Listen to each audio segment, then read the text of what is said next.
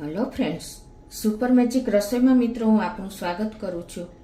આજે હું બધાના જ ફેવરિટ એવા ટમટમ ગાંઠિયાની રેસીપી તમારી સાથે શેર કરું છું, જે નાના મોટા બધાને જ ભાવશે અને એકદમ સરસ ખાટા મીઠા તીખા અને કંદોઈની રીતથી હું તમારી સાથે શેર કરું છું. તો તમને ચોક્કસ આ વિડીયો ગમશે મિત્રો.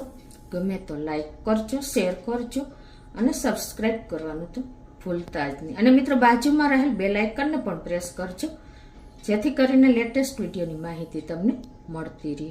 તો હવે ટમટમ ગાંઠિયા બનાવવાના ઇન્ગ્રેડિયન્ટ પણ તમને બતાવી દઉં. ચણાનો લોટ છે, લાલ મરચું પાવડર કાશ્મીરી છે, તલ છે, અજમો છે, વરિયાળી છે, પછી લીંબુના ફૂલ છે, ખાંડ છે અને પાપડ ખાર છે, મીઠું છે, તેલ છે અને રૂટીન મસાલા છે. તો બનાવવાનું ચાલુ કરીએ.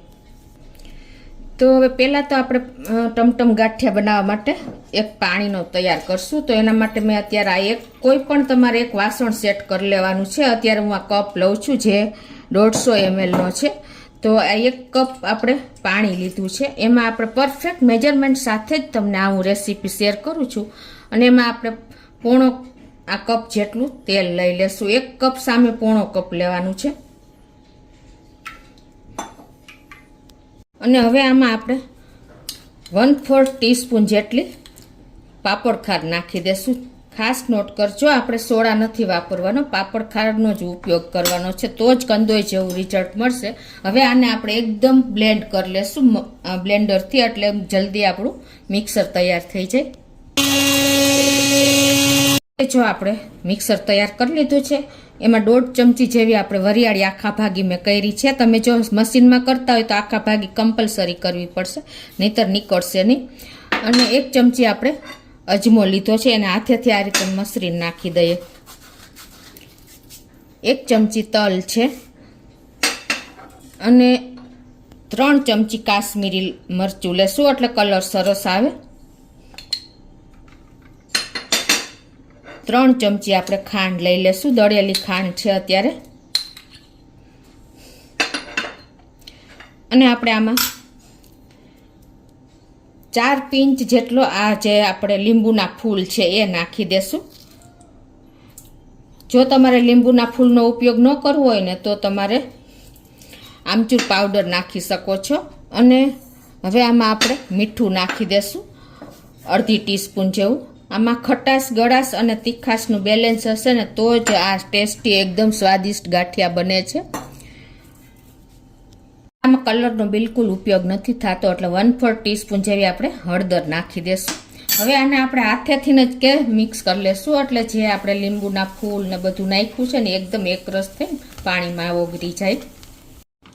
તો આ રીતે જો આપણે મિક્સ કરી લીધું છે. હવે આપણે જે કપથી આપણે તેલ અને પાણી લીધું હતું એ જ કપથી આપણે બેસન લેશું. આમાં હંમેશા બેસનનો જ ઉપયોગ કરવાનો છે, ખાસ નોટ કરજો. અત્યારે આપણે 2 કપ બેસન નાખી દઈએ છીએ. મેં તમને કીધું એમ આ 150 ml નો કપ છે. અને એને આપણે આ રીતે એકદમ સરસ મિક્સ કરી લેશું. આપણે પેલું વાઇપરો છે ને કાશ્મીરી લાલ મરચું, એટલે કલર બહુ સરસ આવશે. અને લોટ હંમેશા આપણે ચાળીને જ લેવાનો, એટલે એકદમ સરસ તમારો લોટ તૈયાર થઈ જાય. આ રીતે જો આપણે મિક્સ કરી લીધું છે, પણ હજી આપણું બેટર ઢીલું છે, તો 1 કપ હજી આપણે લોટ નાખી દઈએ. ટોટલી આપણે આ રીતે લોટ એડ કરતા જઈશું, પછી છેલ્લે હું તમને જણાવું કેટલો લોટ જોયો એ.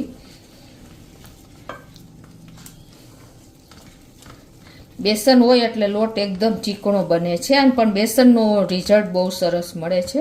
આ રીતે એકદમ સરસ આપણે મિક્સ કરીને અને 5 મિનિટ આને ફેટી લેવાનું છે, એટલે એકદમ સરસ આપણા ટમટમ ગાંઠિયા માટેનું બેટર તૈયાર થઈ જાય. તો આ રીતે જો આપણે સરસ ફેટી લીધો છે. જો લોટ તમારો ઢીલો હશે ને તો ગાંઠિયા એકદમ ભજીયા જેવા બનશે, અને જો વધારે કડક હશે તો તમારા ગાંઠિયા કઠણ બનશે. એટલે પરફેક્ટ મેજરમેન્ટ સાથે જ તમારા લોટ તૈયાર કરવાનો છે. જો અત્યારે પરફેક્ટ આપણે ફેટી લીધો છે ને, લોટ પણ તૈયાર થઈ ગયો છે. અને આ સ્ટેજે તમારે ટેસ્ટ કરી લેવાનો, કાંઈ જરૂર હોય તો એડ કરવાનું છે. અત્યારે પરફેક્ટ છે, ખટાશ ગળાશ અને તીખાશ. હવે તીખાશ આપણે કાશ્મીરી મરચું વાપર્યું છે. તો અત્યારે આપણે 1 ટીસ્પૂન જેવું રૂટીન તીખું મરચું નાખી દઈએ એટલે તીખાશ આવી જાય. અને એકદમ સરસ આપણે 5 મિનિટ ફેટી લીધો છે, તો હવે એને રેસ્ટ નથી આપવાનો. અને આ રીતે હવે આપણે એને ગાંઠિયા ટમટમ ગાંઠિયા તૈયાર કરી લઈએ. તમારી પાસે જારો હોય તો જારાનો ઉપયોગ કરવાનો છે, નહીતર તમે જે આપણે ચકરી આવે ને ચકરીની ચકરી એ બ્લેડ રાખવાની છે સંચામાં, એટલે સરસ તમારા ગાંઠિયા તૈયાર થઈ જશે. હવે આ બાજુ મેં તેલ પણ ગરમ કરવા મૂકી દીધું છે. અત્યારે મીડિયમ ફ્લેમ ઉપર તેલ પણ ગરમ થાય છે. આપણું તેલ ગરમ થઈ ગયું છે. તો હવે હું અત્યારે આ જારો જે આપણે આવે છે ને એનાથી જ ગાંઠિયા પાડું છું. તો પહેલાં આપણે જારાને પાણીવાળો કરી લેવાનો આ રીતે, અને પછી તમારા હાથ પણ પાણીવાળો આ રીતે સેજ કરી લેવાનો, એટલે તમારા હાથમાં ચીપકે નહીં. અને પછી જે આપણે આ બેટર બનાવ્યું છે ને ટમટમ ગાંઠિયાનું, એને આ રીતે આપણે સ્લો ટુ મીડિયમ ફ્લેમ ઉપર તૈયાર કરવાના છે. આ રીતે આપણે એને પાડી દેશું. તમને જારો ન ફાવે તો તમારે સંચો પણ, મેં તો કીધું એમ, ચકરીની જે જારી આવે છે ને એનાથી તમે તૈયાર કરી શકો છો. તો આ રીતે જો આપણે એક બેચ તૈયાર કરી લીધી છે અને ગેસની ફ્લેમ મીડિયમ રાખી છે.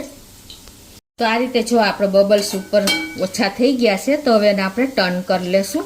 અને અત્યારે હવે આપણે મીડિયમમાંથી સ્લો ટુ મીડિયમ ફ્લેમ કરી નાખવાની છે, કેમ કે આપણે ગાંઠિયામાં ખાંડનો ઉપયોગ કર્યો છે, એટલે જલ્દી એકદમ સરસ થઈ જશે બ્રાઉન. જો તમારે વધારે ફ્લેમ હશે તો લૂજ રહેશે ગાંઠિયા.